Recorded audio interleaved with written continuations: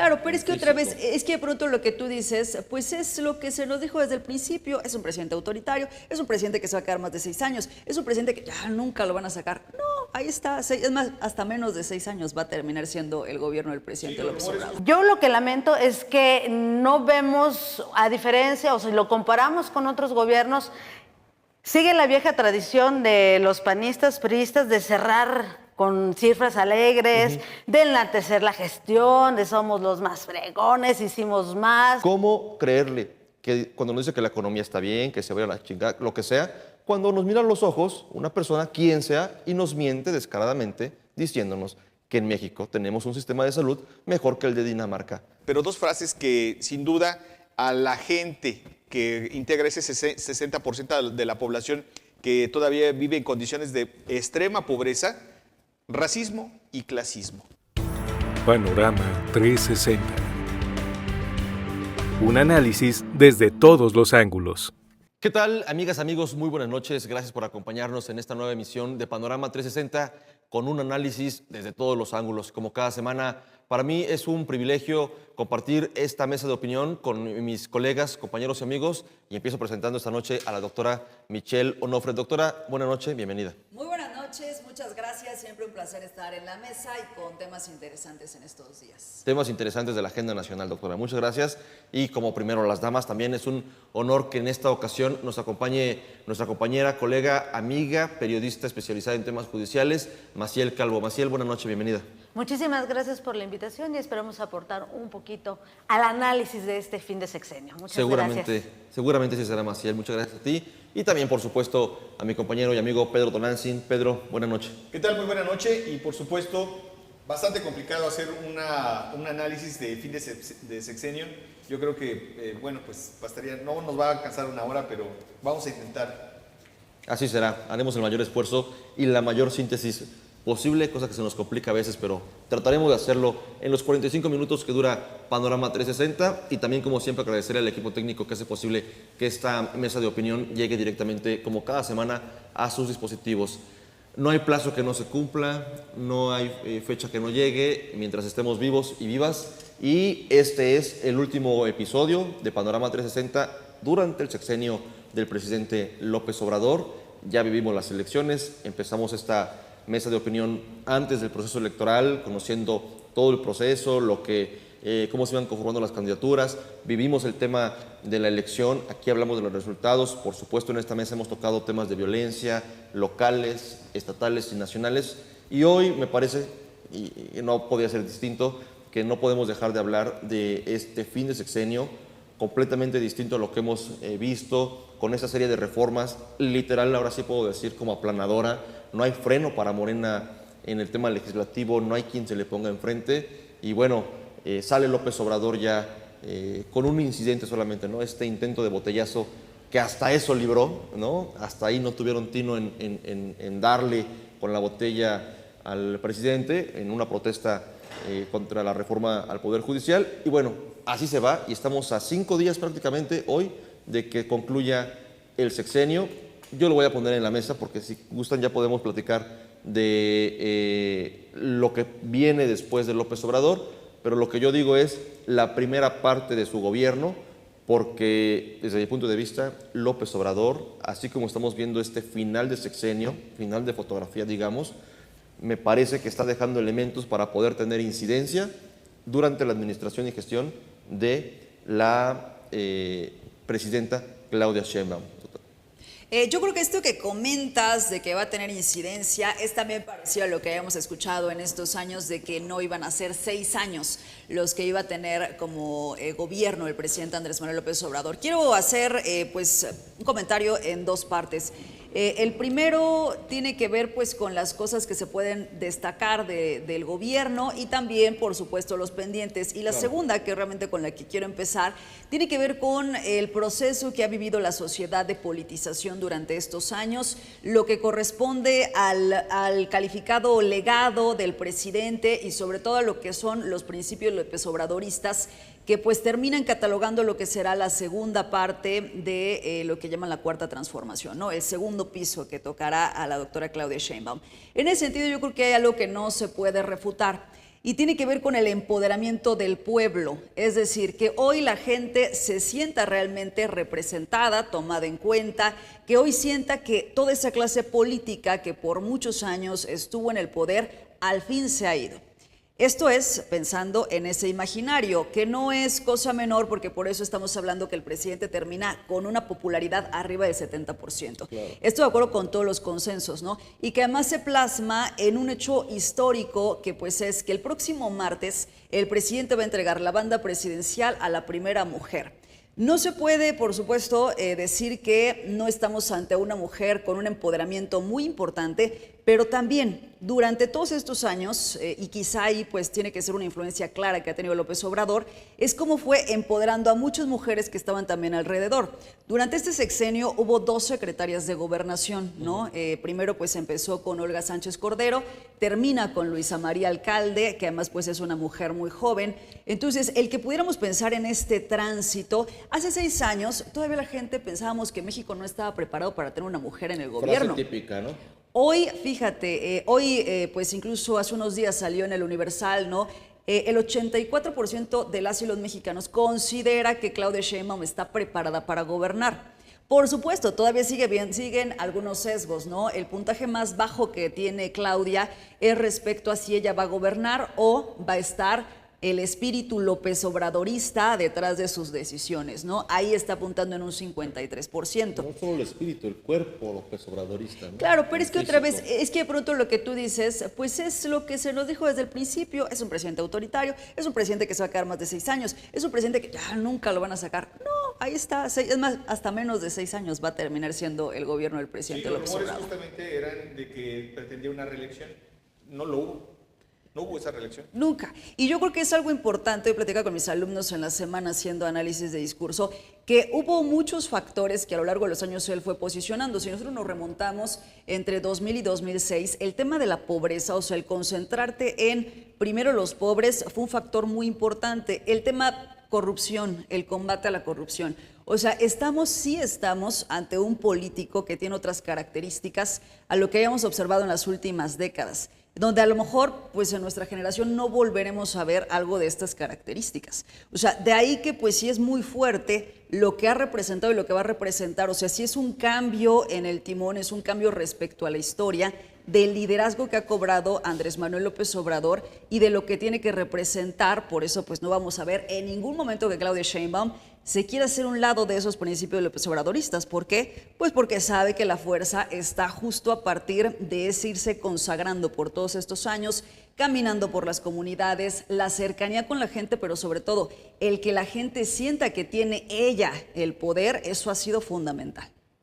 Ok, ahorita tocamos algunos puntos ahí de esa parte de ese análisis que hace, doctora, que respeto mucho, pero que yo sí, incluso la integración del próximo gabinete cruza por el escritorio de López Obrador, y entiendo que la doctora Claudia Sheinbaum, como estrategia política, si acaso, no pretenda despegarse de los conceptos, de los principios del López Obradorato, del Obradorato, ¿no? De su mentor, que es López Obrador. Pero de ahí a que ella, y ahí la encuesta que señala la doctora, me parece que lo marca muy bien. Qué bueno que va a gobernar una mujer, estamos preparados para que gobierne una mujer, pero va a gobernar a nombre de Andrés Manuel López Obrador, es lo que revela la encuesta, ¿no? Que no se va a quitar esa sombra. Y no porque quiera quitársela, me parece, sino porque también hay que decir, y en esta mesa lo comentamos, la construcción de Claudia Sheinbaum candidata la hizo López Obrador. Claro, poner en el imaginario es Claudia, tiene que ver con Fue eso. Ahora, López Obrador ojo, quien construyó a su sucesora. No podría, Claudia no puede hacerse un lado, porque el día que suceda, que es lo que quiere la oposición, se comen a Claudia Sheinbaum, eso también es claro. Entonces no es la empoderada está ella. fundamentado, es que no es solamente Claudia, todo lo que tiene que ver con el partido y con el López Obradorismo está fundado a partir de los principios del fundador. Es un ente cuyo rostro hoy es el de Claudia Sheinbaum, pero que no es ella. Y ahí, insisto, gran parte del gabinete, una parte del gabinete cruzó por la pluma de López Obrador e incluso por la recomendación de López Obrador, pero ahorita vamos Como a... muchos acuerdos políticos en general, yo creo que si nos ponemos también a ver en el Estado y a ver... Completamente, pero entonces no podemos hablar de que sea diferente. Sí, sino que simplemente sigue con la tradición. Y coincido contigo, López Obrador no se va a ir a la chingada, y aclaro, así se llama su rancho en Palenque, aquí nadie lo está insultando. Él dijo que se iba a la chingada. No se va a ir, él va a estar presente todo el sexenio de manera física, virtual o como sea, pero él va a estar aquí. Por Zoom. Por Zoom, pero aquí lo vamos a tener presente otros 6 años. Y me parece que en este cierre, yo lo que lamento es que no vemos, a diferencia, o si lo comparamos con otros gobiernos, sigue la vieja tradición de los panistas, priistas, de cerrar con cifras alegres, de enaltecer la gestión, de somos los más fregones, hicimos más, estas cifras, ¿no? Nosotros sacamos de la pobreza tantos millones. Ese discurso yo lo vengo escuchando desde que tengo uso de conciencia, por ahí de los 4 o 5 años he escuchado esos mismos discursos. Yo lamento que en este cierre de gestión sí hubo cosas buenas, como ha habido en las administraciones anteriores de otros partidos. Me parece que no podamos dar por hecho que no se hizo nada. Quizás pues, son obras o son programas que a lo mejor no trascendieron de la forma que hubiéramos querido, pero me parece que los morenistas en este primer sexenio de ser gobierno perdieron la oportunidad de ser autocríticos. Empecemos por ahí. No hubo una autocrítica a lo largo de todo el gobierno y por el contrario se polarizó. No estás de acuerdo conmigo, entonces estás contra mí, y por eso llegamos a una ruptura ahí. Incluso, no le resto a la pírrica oposición la responsabilidad que han tenido, pero me parece que no hubo este diálogo entre fuerzas políticas, era blanco o negro, y me parece que ese ha sido un gran error del morenismo y del propio presidente en traer estas mismas prácticas del pasado que tenía el PRI, el PAN, de no reconocer y no de ser autocríticos. Por otra parte, me parece que fueron buenos sus programas sociales, pero también en esta falta de autocrítica no hubo supervisión y fueron muy discrecionales los programas sociales que se utilizaron. Lamentablemente llegaron y destruyeron algunos que eran muy buenos, que eran perfectibles, revisables, como esto de las estancias infantiles. Me parece que era un programa que no debió de haber desaparecido, pero bueno, llegaron, destruyeron, y me parece que ese fue un gran error. Sus programas sociales, me parece que lamentablemente en la cultura mexicana no tenemos cuidado ni siquiera de nuestra economía, y me parece que muchas personas, algunos irresponsablemente recibieron los apoyos y lo aplicaron en lo que iba dirigido, pero también hubo quienes no fueron responsables y también hubo mucho abuso. Por ejemplo, criticábamos en algunas otras ocasiones de estos programas. Me parece muy atinado el apoyo a las personas de la tercera edad, sin embargo hubo muchos abusos, hubo incluso algunos militantes morenistas que les quitaban, recogían a las personas de la tercera edad y ya les quitaban el 10%, o los mismos familiares les quitaban el dinero a las personas de la tercera edad. Y si ahora vemos en el caso de Cuernavaca, de Morelos, ¿cuántas personas de la tercera edad? Yo no recuerdo haber visto en el sexenio pasado a tantas personas de la tercera edad ahora trabajando hasta en las propias calles, pidiendo pues limosna, mendigando, aun cuando hay todo un programa. Y me parece que también hay una exageración del discurso de AMLO. Quisiera subrayarlo, este tema que está tocando Maciel, porque justamente es un programa muy bueno, excelente, yo creo que el mejor del sexenio. ¿La pensión? Y la pensión universal, pero es un programa que no tiene vigilancia. ¿Cómo tuvo vigilancia? Y no tiene supervisión. ¿Construyó en el futuro? Y ahí incluso se descubrieron muchos errores, mucha corrupción. Había casos tan evidentes que, por ejemplo, una papelería en el estado de Veracruz tenía 20 chavos. Una papelería cuyo mostrador tenía 2 metros, tenía 20 chavos adscritos al programa. Entonces, sí hubo aquí en la empresa de Montescuen, tenía alrededor de 700 chavos inscritos en el programa, cuando es una empresa que tiene 300 empleados. Del dinero que tenía que recibir cada joven, le quitaban la mitad. Sí, pues ese era el negocio, ¿no? Y nadie supervisaba que efectivamente los jóvenes estuvieran recibiendo ese recurso Bueno, es que y yo creo que de capacitándose. esas dos cosas destacaría 2. Uno, que el pueblo no siempre es bueno. Y dos, que pues faltan los mecanismos de regulación, o sea, los programas en sí no son malos. Hay un convenio, o sea, también hay un yo acepto que no voy a ir a trabajar y que a cambio te voy a dar este dinero, que voy a dejarlo de percibir. Eso creo que pues definitivamente tendrá que modificarse de cara al próximo gobierno. Yo me quedaría, creo que concuerdo en que no haya autocrítica, eso va a faltar y ojalá que ya cuando esté Claudia Sheinbaum pues pueda ir haciendo estos balances, que pues incluso con AMLO hacía un informe cada 3 meses, pero que no generaban justo ese proceso de autocrítica para ver qué es lo que se tenía que ir adecuando. No se le da a toda la claro izquierda, que existe una... De hecho, tenemos una gobernadora que se dice maoísta y uno de los principios del maoísmo es justamente la autocrítica. Espero que se tiene vea. que ser, tiene que ser, ¿no? Que se vaya midiendo por lugares. Yo no concuerdo en el hecho de que hayamos escuchado en muchas ocasiones que se ha avanzado con el país. ¿Por qué? Porque los resultados tienen que estar legitimados.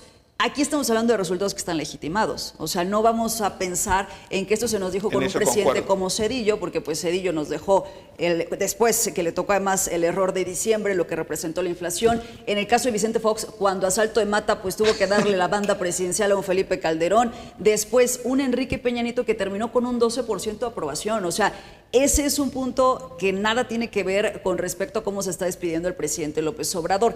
Y ahí también creo que después de que se ha cumplido en torno a los compromisos, porque me parece que ¿cuáles son los que no cumple? El tema Ayotzinapa, que es muy lamentable que no haya una respuesta para los papás, y el tema de la militarización, porque pues él mismo dice que ahí sí hubo autocrítica y que dijo que no podía seguir en ese El tema de seguridad es el gran pendiente. El tema de seguridad. No serían suficientes. Si el ya me cansé de Murillo Karam es el emblema, el sello de todo un sexenio, el haya sido como haya sido, es el emblema, es la marca, la característica de todo un sexenio, ¿no? Ya en hechos la guerra contra... Bueno, recordemos el contexto, o sea, no solamente lo sangriento que dejó Felipe Calderón, recordemos justamente desde el sexenio de Zedillo, que viene una ola de suicidios provocada, ¿por qué? Por un terrible endeudamiento de la sociedad, los intereses se dispararon, las tarjetas de crédito se hicieron impagables y se genera una ola de suicidios en este país que alcanza a las clases medias y que crea un movimiento que se llama el Barzón, que hasta la fecha, bueno, pues define justamente lo que ocurrió en ese sexenio. Que hoy es de la López noche a la Obradorista, mañana nos dijeron que hoy ya pertenece al Estado se y que deben favorece miles. al partido en el poder. Cambiaron los papeles, me queda claro. Termino mi idea. Hay frases, hay situaciones, hay momentos que son emblemáticos, la casa gris de cada administración. ¿Cómo creerle a un presidente cualquier parte de su discurso, un presidente que ya se va? De verdad, ¿qué pasa por sus mentes, particularmente cuando escuchan a un presidente como López Obrador decir que tenemos un sistema de salud no igual, mejor que el de Dinamarca? ¿Cómo creer que el resto de lo que dice es verdad cuando se atreve a mirarnos a la cara desde la tribuna que todos pagamos, que es la mañanera, que no es un ejercicio democrático ni una conversación, no. Es un método, es un sistema de adoctrinamiento. ¿Cómo creerle que cuando nos dice que la economía está bien, que se vaya a la chingada, lo que sea, cuando nos mira a los ojos una persona, quien sea, y nos miente descaradamente diciéndonos que en México tenemos un sistema de salud mejor que el de Dinamarca? Por supuesto que yo no le podría creer otra parte de su discurso, porque conocemos cómo está el sistema de salud, más allá de cómo se lo dejaron, de cómo fue, que si el presupuesto, lo que haya sido. Cuando alguien tiene el cinismo de decirte que el hospital del IMSS, que cualquier centro de salud está mejor que un sistema de salud primermundista, o está enfermo de la mente y tiene un tema de una condición de salud complicada que tiene que atenderse, o tiene el descaro de mentirnos a la cara. Es más, El mismo presidente que defiende el papel que tuvo el general Cienfuegos. El mismo presidente que cuestiona, ya no por temas de legislación y leyes internacionales, sino por la forma en la que hizo de cómo se atrevieron a venir a detener a 2 de los criminales más buscados. Bueno, yo diría gracias. Gracias por detener a 2 de los criminales más buscados, claro, con las consecuencias que esto implica, y sabemos en el país, por la falta de estrategia de seguridad, el quitar las cabezas del crimen organizado.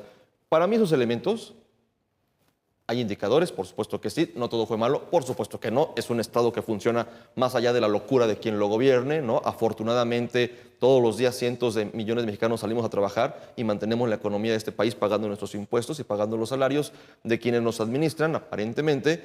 Pero insisto, sí, el ya me cansé de Murillo Karam y la Casa Blanca fueron características de un sexenio, ¿por qué la frase mentirosa de tenemos un mejor sistema de salud que Dinamarca y la casa gris de uno de sus hijos no son emblema también de un gobierno corrupto? A mí me parece que tu análisis es muy reducido. De pronto, pues en decir que los temas de salud, tú puedes a partir de una frase que él da. Ojo, él da esa frase no porque el presidente realmente crea que el sistema es mejor Entonces, que el de Dinamarca. nos está mintiendo. Lo dice solo justo como para que la oposición, como para que todas las personas agarren la frase para decir, oye, ¿cómo es posible que dijo esta frase? Creo que durante todo el sexenio fue poniendo, no fue la primera ocasión, o sea, lo hizo en muchas ocasiones, de tratar de llevar la atención a otras cosas, y me parece que también es salir a la plaza pública con la confianza de que diciendo algo que pues todos sabemos Es mentira. que no va a ocurrir. No, es mentira. Que no va a ocurrir. ¿Por qué no va a ocurrir? Pues porque somos países diametralmente distintos, porque ni siquiera se pudiera comparar en ningún aspecto México con Dinamarca. Entonces, cuando él sale a la plaza pública, me parece que es un poco incendiar el ánimo de la gente, porque sabe, Y eso y sabe que la gente iba a aplaudir con todo y que él dijera que estábamos mejor que Dinamarca. Ahora, yo creo que en términos de salud, porque sí tendremos que hacer un análisis de lo que ha representado, definitivamente pues es uno de los temas que se va a encontrar Claudia, que tiene que trabajar, ¿no? Porque pues el tema de las personas con cáncer, el tema, obvio se enfrentaron a la pandemia, que eso también no hay otro gobierno que haya tenido una situación de esas características, que le haya tocado pues que se impactara en la economía, que se impactara en los temas de salud, el que se pueda trabajar en temas de prevención, sobre todo para los Doctora, próximos años, me creo que va a clavé ser esa respuesta que da. muy No importante. coincido con ese análisis o con ese posicionamiento suyo, que respeto mucho, pero que, por ejemplo, si el análisis fuera de estrategia política y mercadotecnia, completamente de acuerdo. Yo jamás cuestionaría lo eficiente y lo eficaz que es López Obrador como estratega político. Por supuesto que no. Yo lo hago como gobernante. Este ejemplo o esta justificación para decir, dijo esta frase con un fin estratégico para que la oposición, es lo mismo que la verdad histórica de Peña Nieto. Es decir, estamos justificando que un presidente o un gobierno mienta con el fin de mantener más o menos ahí calmado el asunto, y podemos decir lo mismo de esa No, de pero esa no estamos posición. justificando, lo estamos diciendo pues en qué términos lo expresa. Ahora, el asunto pues es que yo creo que en tu análisis Pero debes reconocemos que decir, es una mentira. estas son las cosas que no están bien, esto es lo que pasó, pero de pronto pues a partir del discurso que emplea en el último día que está en el Zócalo de la Ciudad de México, esa es la parte que a mí me parece muy reducida. Ahora, en la otra cosa que decías, que tiene que ver con la Casa Gris, yo creo que periodísticamente no podemos comparar el tema de la Casa Blanca con la Casa Gris, no tiene nada que ver. O sea, el reportaje que presenta... La Casa Gris está en Estados Unidos. El reportaje que presenta Carlos Loret de Mola está años luz de la investigación que hizo el equipo de Carmen Aristegui respecto a la Casa Blanca. O sea, yo creo que ahí no hay punto de comparación. Y que bueno, al final, pues por algo el asunto pues tampoco permeó. No, Claro, pero porque coincide que la tenemos, Casa Blanca se hace a porque partir- tenemos una oposición que no tiene idea de lo que es ser oposición, pero de que hubo un acto ahí de corrupción cuando un Y los hubo durante todo el proveedor del sexenio. gobierno del Estado otorga una casa a un hijo del presidente, por supuesto que es un Pero tema volvemos a de eso. conflicto de intereses. Cuando se quisieron hacer críticas a los actos de corrupción del gobierno de Andrés Manuel López Obrador, pon que no hay comparación en lo de la Casa Gris, pero nunca hubo una investigación. En el caso de los, ¿cómo se llaman? Los respiradores, cuando fue la pandemia, con el Las hijo de pipas, Bartlett, los respiradores. no hubo investigaciones, o sea, y entonces el discurso que se utilizó durante todo el sexenio es que los malditos conservadores quieren distraer a este gobierno. Nunca hubo investigaciones, siquiera para disimular y decir, a ver, la auditoría o la Contraloría o la Función Pública es esta investigación, y por lo menos ahí darle una maquilladita y decir, es que no encontramos nada. Nada de eso hubo. Hubo meras descalificaciones durante todo el sexenio de López Obrador.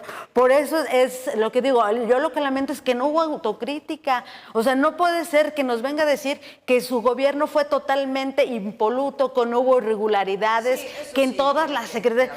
Y además, este asunto es decir, bueno, el asunto de los programas sociales, o sea, no solamente fue en Morelos, fue en prácticamente toda la República, que se sabía que algo ocurría ahí, y cuando el presidente, el órgano fiscalizador del Congreso, de la Unión, la Secretaría de la Función Pública, inició una investigación, todo fue callado y fueron cosas que sí se comprobaron periodísticamente y nadie tomó cartas en el asunto. Entonces me parece, nadie le regatea que en las urnas ganaron, arrasaron, pero yo siempre he sostenido que el gobierno de López Obrador nos ha mantenido con un discurso placebo. Porque todo el mundo nos estamos creyendo que, sí, es que este gobierno nos está sacando de la pobreza, somos más democráticos, y no la creemos, o por lo menos una gran parte de la población se cree ese discurso, cuando en la realidad habla de los salarios. En realidad dice que subieron los salarios, etcétera. Deberíamos estar ganando el mínimo 248 puntos y centavos de pesos diarios, el mínimo cualquier trabajador que se dedique a cualquier cosa. Es decir, estarían ganando el mínimo 7,500 pesos. Tú sal a la calle, ve a los dependientes en el supermercado, de una papelería, y pregúntales cuánto ganan mensualmente. Pregúntales si tienen seguridad social. Pregúntales si todos tienen acceso a estos programas sociales de las que se enaltece el gobierno de López Obrador. Ve, Morelos es el típico ejemplo donde la vida es súper cara y donde los salarios no creo que ganen más de 5,000 pesos quienes trabajan en un súper, en una ferretería. Y entonces nos están diciendo, es que ya subimos el salario mínimo. Sí, pero ¿de qué sirve si seguimos viviendo exactamente igual? ¿Cuánto está cerrando la gasolina? ¿En cuántos? 25 pesos, ya no vi hoy, pero en cuanto que es prácticamente 100 y tantos % más de cuando comenzó el sexenio. Entonces, yo insisto, esta oportunidad de hacer autocríticos los ha perdido. Yo espero que con la nueva presidenta haya un poco más de autocrítica. Yo espero que los radicales morenistas sean un poco más moderados y que Claudia, a pesar de que va a cargar con esa sombra de López Obrador, y yo espero que sea lo suficientemente fuerte Claudia Sheinbaum para decirle, a ver, señor López Obrador, gracias por arroparme, pero también hay límites, ¿no? Porque me parecería un gran error que López Obrador a la mitad del sexenio de Claudia Sheinbaum siguiera metiendo la mano. Ya le dejó pues prácticamente un alfil en el liderazgo de Morena, que es su hijo. Hablaremos de eso. Que bueno, dirían, bueno, pues es que el hijo también tiene derecho a hacer una carrera política, pero por ser hijo de quien es, para mí es significativo que le esté sembrando gente muy cercana y que no le vaya a permitir también ese margen de maniobra. Yo espero que la nueva presidenta sí tenga este margen y tenga la capacidad de ser autocrítica para no repetir los errores que ha cometido su antecesor. Y algo muy importante, independientemente de las críticas que carga la oposición, yo espero que la oposición también se recomponga y que se genere nuevamente esta mesa de reforma del Estado, porque me parece que la ola de reformas que vienen, las reformas López Obradoristas, van a tener un impacto muy fuerte, tanto social, económico, como en la estructura gubernamental. Entonces yo esperaría, yo insisto, va a ser muy complicado por lo menos el primer año de Claudia Sheinbaum, y entonces yo esperaría que todos los morenistas y la oposición pues se pongan las pilas, porque si no este país, con todo y que los discursos de un lado y otro, nos los va a cargar. Y la historia nos dice que por lo menos, salvo el PRI, que bueno, sabemos la tradición que traía el partido único, pero a partir de Zedillo, ningún partido ha repetido más de 2 sexenios. Y entonces es la oportunidad de Morena o de ponerse las pilas, ser autocríticos, o yo creo que pues si la oposición es suficientemente también autocrítica, pues podría por ahí comerle el mandado a Morena. Hoy Pedro casi no has hablado. Casi no he hablado porque no me han dejado hablar. Pero más del 80% de la gente está aprobando la llegada de Claudia Sheinbaum. Eso no lo perdamos de vista. Yo creo que algo hay. No hay tema. Y hay algún razonamiento por el cual la gente está tomando esa determinación de apoyar a la presidenta. Yo diría que vivimos tiempos completamente distintos. Hay una tradición en la política mexicana que hoy no parece que no se va a repetir, que es el autoexilio en el que se habían sometido algunos de los expresidentes en este país. En los primeros años, hay que decirlo, incluso no fue autoexilio, sino era un exilio obligatorio, porque justamente seguían interviniendo en la política del país. Yo estoy convencido que hay muchos errores que se cometieron, que en eso estoy de acuerdo completamente con Maciel, que no hubo autocrítica y no se reconocen estos errores, que es algo muy grave, pero también hay muchos aciertos y eso hay que reconocerlo en este gobierno.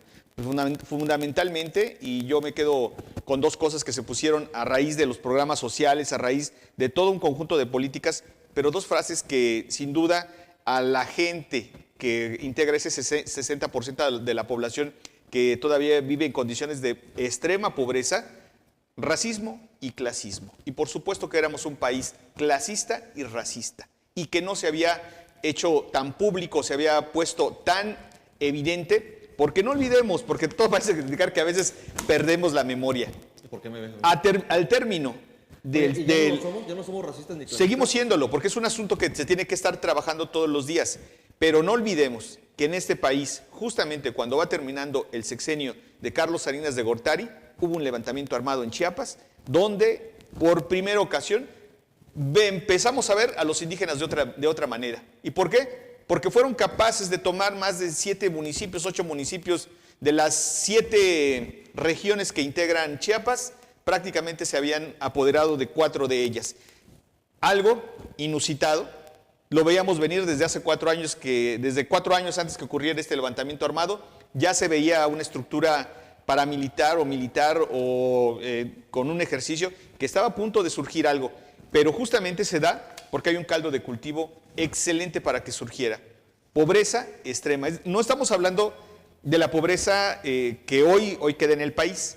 Estábamos hablando de hambruna en unas regiones, principalmente en la Sierra Norte del estado de Puebla, en las 3 regiones cafetaleras de Chiapas, en Veracruz, que a mí me pareció sorprendente que en Veracruz estuviera ocurriendo eso, pero había hambruna.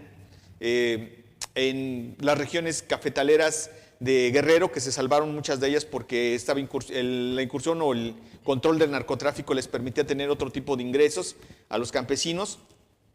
Pero yo creo que las condiciones en las que se queda hoy el país, a diferencia de otros sexenios, no son tan dramáticas como ocurrieron en los sexenios anteriores. Es decir, estos indígenas, cuando surgió el movimiento del ZLN, tenían un vocero que fue quien, valga la redundancia, por supuesto, les dio voz, los hizo internacionales. Hoy habremos que preguntarnos qué dice ese vocero a nombre de los indígenas del gobierno de López Obrador.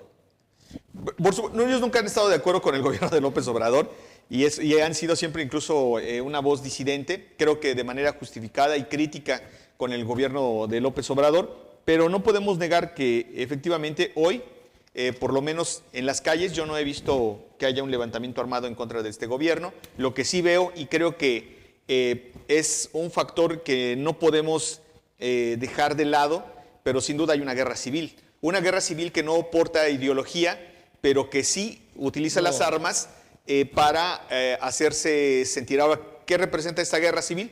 Representa gente que está siendo manipulada por organizaciones criminales. Con la complacencia del Estado. Y con la complacencia del Estado. Entonces, en los hechos hay una guerra civil que no necesariamente se está traduciendo en un hartazgo en el gobierno, sino más bien en una guerra civil donde el gobierno no ha hecho uso de su capacidad de Estado para poder tomar la seguridad. El gran pendiente. Otra frase que caracteriza este gobierno que yo pondré en la mesa como esas emblemáticas es la que no recuerdo el nombre del mando militar allá en el norte del país, donde le preguntaron en torno a la violencia que hay por la captura de estos 2 líderes criminales. En Sinaloa, de hace casi 3 semanas. Y le pregunta a un reportero, ¿cuándo va a concluir la violencia en nuestro estado? Y la respuesta, parafraseando, fue cuando los criminales lo decidan.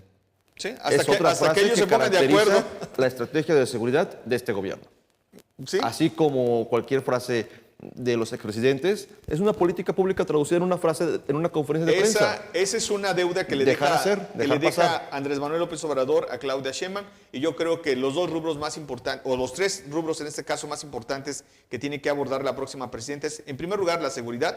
Segundo, la educación, porque está hecho un desastre la educación en este país, de haber sido una educación privilegiada para los pobres, hoy representa una fábrica de fracasos, desde el kinder, primaria, secundaria, la educación media superior que yo contaba que se salvaba todavía, no, está hecho un desastre y hay estadísticas que indican que el peor de los desastres ocurre justamente en el estado de Morelos. Lo visibilizó incluso en su discurso la gobernadora electa, cómo se va estrechando o se va haciendo El cono, embudo. que no permite a las nuevas generaciones acceder a la educación superior, y yo creo que en eso se debe centrar gran parte de los esfuerzos de la próxima presidenta, rescatar la educación en este país, rescatar la salud y poner orden en materia de seguridad. No pueden ser las cabezas criminales quienes dirijan los destinos o quienes decidan si los niños tienen derecho o no de levantarse e ir a la escuela un día o suspender las clases en una escuela. No puede ser el crimen organizado quien defina la vida de una ciudad o de varias ciudades, en este caso lo que ocurre en Sinaloa,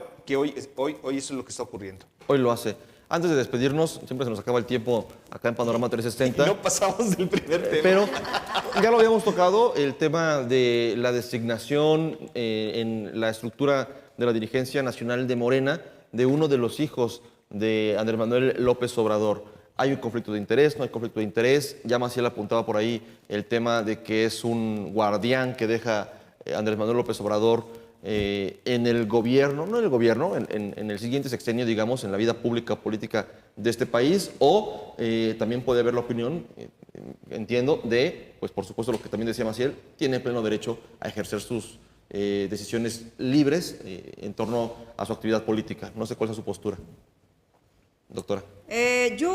Déjame recapitular un poquito. Creo que lo que dice Pedro es interesante y tiene que ser en lo que esté el foco de Claudia Sheinbaum, ¿no? El tema de seguridad y el tema de educación. Me parece bien el que pensemos desde otra secretaría que se atienda, por ejemplo, al nivel superior. O sea, ya el decir, bueno, vamos a separar, no resulta tan prometedor que pues sea Mario Delgado quien va a estar al frente de la Secretaría de Educación, ¿no? Ahora, el tema de la nueva escuela mexicana, o sea, son cosas que se van a tener que ir midiendo en los siguientes años y sí tiene que ser un gran foco. La seguridad, definitivamente, aunque creo que en este momento pues hay cierta expectativa, una mejor expectativa incluso que está generando Claudia Sheinbaum con su propia estrategia y con algunos cambios. Mal, por supuesto, en varias cosas, y creo que Maciel pues ha dado ejemplos muy claros, ¿no?, que ocurrieron durante el sexenio. Creo que el hecho incluso de que pensemos que la fiscalía no cambie, o sea, que continúe Alejandro Hertz Manero, pues tampoco resulta algo prometedor. Ahora, respecto al mismo, o lo que tendremos los próximos años que esperamos que se pueda consolidar y que hace diferente al gobierno, me parece que son los temas de infraestructura. O sea, eso también es algo innegable, que si se pudo avanzar en tema del corredor transísmico, que va a ser una obra que tiene que ser muy importante, ¿no?, que tiene que emplearse también el Tren Maya, tiene que ser pues ese pulmón turístico para muchas zonas, el que se descentralice pronto el turismo en la Riviera Maya de Cancún, el hecho incluso, y eso no se prometió, pero que se hubiera construido el aeropuerto de Tulum, que es muy importante también para el resto de Quintana Roo, ¿no?, y para poder bajar hacia la zona sur, el que se retomen el desarrollo para estado de Chiapas, Tabasco, que tienen un problema tan grave, el primero sobre todo con el tema de seguridad. Creo que ahí hay una buena expectativa, ¿no? ¿Qué va a pasar? Yo sí creo, porque pues si es una persona que, lo mencioné aquí hace un rato, respecto a los compromisos que hizo, se fueron cumpliendo, yo sí creo que estará en su rancho. Sí creo también que pues hay un peso importante, tiene un gran peso respecto a, incluso pues desde una figura de consejero para lo que puede ir ocurriendo, ¿no? Ahora, desafortunadamente tampoco es que se le vaya a exigir tanto que esté, porque desafortunadamente no hay una oposición que sea fuerte y que haga entonces que López Obrador esté regresando, ¿no?, que se meta a los yo temas. Creo que no va a pasar. Esa pregunta le ha faltado a las encuestas, y la pregunta que se le haría a la gente es, ¿quieren que efectivamente se exilie de este país López Obrador No, bueno, y la que respuesta no obviamente esté va a al lado ser de la no. presidenta? Yo creo que en esa pregunta la respuesta sería contundente en estos momentos, con ese grado de aceptación con el que se va y con el que llega Claudia. La mayoría ni quiere que se vaya, ni quiere que esté ausente durante el sexenio. Es decir, hay el ánimo de que permanezca en la política Andrés Manuel. Y eso creo que marca la segunda parte que mencionabas, o sea, ¿quién llega entonces a Morena? Si bien se podría pensar que el hijo de Andrés Manuel López Obrador pues es como la forma de dejar algo, no, es que la mayor guardiana de López Obrador pues es Luisa María, ni siquiera es Andrés. O sea, el hecho de que esté Luisa María al frente de Morena, que además por fin vamos a ver personas que no tienen genética priista. O sea, este cambio sí es un cambio generacional y Luisa María es una persona que sí nace en el movimiento, ¿no? Yo soy muy crítica siempre de los temas de nepotismo, o sea, por supuesto que debe haber esa posibilidad de que si hay alguien que sobresale, pues no tenemos esposo y esposa regidores, no, tenemos, si hay alguien que es en este momento regidor, pues entonces la esposa no será en este momento y viceversa. Ahora, el asunto pues es que es ya el retiro de López Obrador, ¿no? Y me imagino que por eso es también el momento en el que empieza a levantar la mano una persona que yo creo que si bien el movimiento no refuta que esté Andrés Manuel hijo, es porque ha sido pues una persona que acompañó a su papá desde el 2000 en las giras. O sea, si hay alguien que estaba en todos los eventos de Andrés Manuel, que no está Recordemos no los está tenis que político, se le criticaron en la ¿qué segunda campaña, no? pero fue al otro, ¿no? A José Ramón, que es el que siempre le genera mucho problema. A ver, O sea, son tres. Este es el hijo que sí es el más interesado en la política. Tampoco lo podemos tasar igual que el resto, ¿eh? O sea, sí hay una diferencia en haber sido un operador de su papá. a mí me parece que lo único que hacen con esto es darle una posición pública a Andrés Manuel López Beltrán, porque es un secreto a voces. Yo creo que pasado a la contienda electoral, y por supuesto que ningún actor político de Morena saldrá a reconocerlo, pero en la sobremesa, en las reuniones en corto, off the record, muchos y muchas de las y los candidatos de Morena en el pasado proceso electoral, lo que te revelaban es que necesitaban forzosamente sentarse a la mesa con Andy para poder, o sea, que Andy operaba a nombre de su papá en Todo. la Ciudad de México, en el tema que tiene que ver con Morena, en temas que tienen que ver también con acuerdos recaudación de económica. otro tipo. No lo van a decir. Bueno, pues por ahora ya se supuesto. oficializó, ¿no? Efectivamente. Ahora Hoy ya lo que forma hacen es parte de darle una cara. estructura. Y qué mal, y lamento mucho que esos políticos, políticas no hayan dicho, no estamos de acuerdo con que esto ocurra porque este personaje no tiene ningún poder legítimo, digamos, ¿no? Legal. Pero es que tú valga, mismo te contradices, para- porque si es el operador, entonces ¿por qué no tendría un poder legítimo para estar? Para estar. Porque lo ha hecho en el sexenio de su papá. Otra Mira, vez. bueno, o sea, si es una de persona manera- que es que está de dentro. manera- yo te de voy a manera decir, ilegal, de yo te manera voy a En decir, ilegal. política la forma es fondo. Y el hecho de que haya formalizado, decir, voy a dejar a mi hijo aquí, me ha acompañado, y todo el mundo reconoce el papel que ha tenido Andy. esta persona como su hijo en su trayectoria política de López Obrador. Y a mí me parece que efectivamente, Luisa María Alcalde, pues, me parece un buen perfil, es el relevo generacional y la forma de decir, en Morena sí nos regeneramos, en Morena sí vamos por la gente joven, porque están reconociendo que en las próximas elecciones, su nicho al que tienen que ir son precisamente los jóvenes. Y entonces me parece que ahí es un acierto y me parece que está dejando, como tú decías, a una morenista recalcitrante que está pegada a los principios del partido, pero también me parece, y sí, Andy tendría el derecho de ejercer una carrera política como cualquier otro, pero insisto, en política la forma es fondo y me parece que Andrés Manuel deja sembrado, es como si fuera el micrófono al interior asunto es de que- Morena. es que esta carrera la porque construyó- me parece que es tan Bajo el desconfiado el presidente que necesita tener a alguien ahí por si Claro, las dudas. pero tener hay de las dinastías, antenas. hay de dinastías a Así es. dinastías, ¿eh? Digo, no nos confundamos. Hay quienes quieren imponer a sus hijos en los cargos y en realidad ¿Sabes no hay. quién se hizo una carrera política personal? Luis Donaldo Colosio. Bueno, está haciéndola. Está Claro. haciéndola y está y no podemos Pero esa negar es la diferencia. que está resguardada. Bueno, ¿por No qué? opera ni con Porque recursos del gobierno, ni a nombre de su papá, ni es el que da la cara. ¿estás completamente seguro de ello? Porque recibió un cobijo muy importante por parte de la clase priista en sus primeros años de vida, ¿eh? O sea, el priismo Bueno, cuando era un niño. no descuidó a esa familia, incluso Bueno, yo no creo nombrados- que, o sea, por supuesto que la mayor carta de presentación de Colosio, pues es su apellido. Por supuesto, y hay de dinastías y dinastías. Digo, está Lázaro Cárdenas.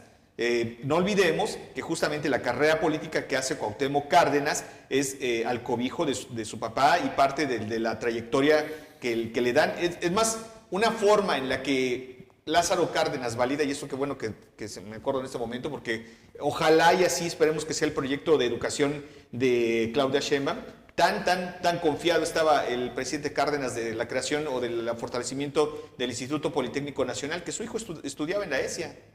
y su hijo asistía todos los días a clases y su hijo es egresado de una institución. No, yo no conozco políticos que sus hijos hayan salido de las universidades del Y bienestar. eso es un gran pendiente, No eso es ubico un gran alguno. pendiente, porque yo creo que la forma de validar justamente que se está algo haciendo lo importante en cualquier programa que sea, salud, educación, en cualquiera, es que justamente esos políticos puedan decir, está tan bien nuestro sistema de salud que yo voy y me atiendo ahí. Por favor, eso cuando va a Y ocurrir. mira, y para cerrar yo este asunto del relevo del Morena, me parece que este tiene que ser un ejemplo para los otros partidos, sobre todo para el PRI y el PAN, porque entonces Morena, con esta cara joven y de regeneración, digo, no pueden competir con un Alito, con un Marcos Cortés, que bueno, está demostrado que la verdad que durante los últimos años han tropezado muchísimo, han desplazado a sus propios militantes y han tomado decisiones muy, muy equivocadas. Yo esperaría que por lo menos se pongan las pilas al interior del PAN y el PRI y digan, a ver, ¿dónde están nuestros cuadros? ¿Dónde están nuestros jóvenes? Eso Nuestras urge, mujeres, urge, nuestros claro. hombres Bueno, de las las familias universidades, que se de las apoderaron del PRI, prepas. los Murat, aquí en Guerrero, los Massieu, o sea, Massieu, perdón, Massieu. Lo que es un hecho es que concluye ese sexenio polémico, por supuesto, y Polarizante. por supuesto, ¿no? Que da chance y oportunidad de platicar así, a debatir, a discrepar en el plano de las ideas, con mucho respeto siempre, como siempre ocurre en esta mesa de opinión.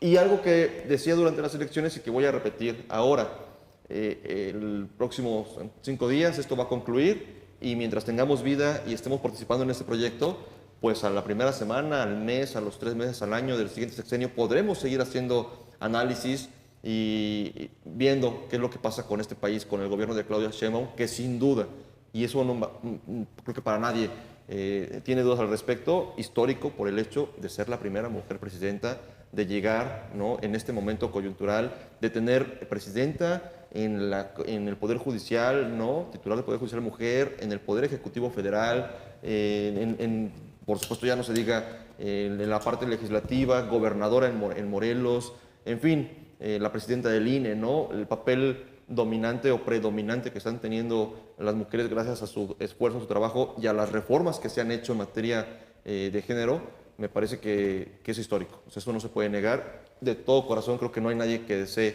bueno, seguramente algún opositor que sí, que le vaya bien mal a la presidenta Claudia Sheinbaum, porque pues eso es que le vaya mal a México.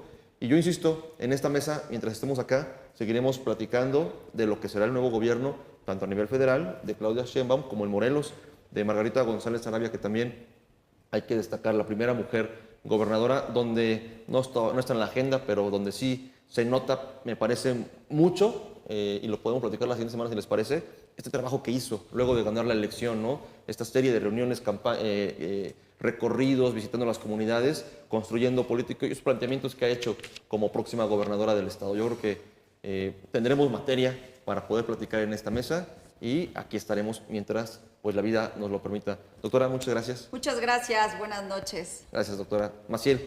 Muchísimas gracias, enhorabuena a la próxima presidenta, a la próxima gobernadora y por suerte el próximo 1 de octubre no habrá clases. No habrá clases, histórico también. Pedro. Pues muchas gracias y yo de verdad tengo mucha confianza en que una mujer que luchó por la educación superior, en este caso en las calles, yo creo que el gran tema del próximo sexenio va a ser la educación. Que sea su legado, ¿no? Ese va a ser su legado. Que sea Espero su legado, que así sea. creo que sería muy bueno para este país. Pues muchas gracias también a ustedes por habernos acompañado en esta emisión, en este capítulo de Panorama 360, con estos análisis desde todos los ángulos, como ustedes ya lo vieron. Gracias al equipo de producción, del equipo técnico, que siempre y cada semana saca adelante esta emisión. Muchas gracias a ustedes y nos vemos la próxima semana. Panorama 360. Un análisis desde todos los ángulos.